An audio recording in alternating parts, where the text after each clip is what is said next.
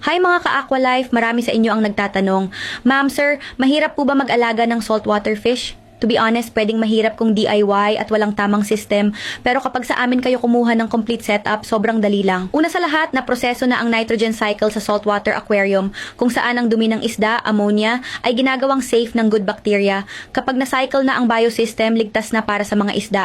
Sa amin, cycled na ang biosystem ng setup, kaya less hassle, ready to keep agad. Pangalawa, may kasama kayong step-by-step guide at video. Kung first time nyo sa saltwater, don't worry, may instructions po kayo na super dali sundan. Ipapakita namin paano alagaan, anong schedule ng maintenance.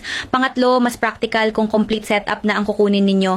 Bakit pa kayo magta-trial and error, 'di ba? Kapag kumpleto na, wala na kayong iintindihin sa compatibility, filtration, nitrogen process or lighting. Ang gagawin nyo na lang ay magpakain, mag-top up ng tubig at mag-enjoy sa saltwater aquarium nyo. Ma'am, mahal po ba maintenance? Actually, hindi. Kapag maayos ang simula, sobrang minimal ang gastos sa maintenance. Mga basic items lang tulad ng salt, conditioner at bacteria, which by the way, available din sa shop namin. So kung gusto mo ng aesthetic, relaxing at unique na aquarium pero ayaw mo ng stress, go for our complete saltwater setup. Kami na ang bahala sa technical. Kayo na lang po magi-enjoy. Message na dito lang yan sa Aqualife Gift Sets PH.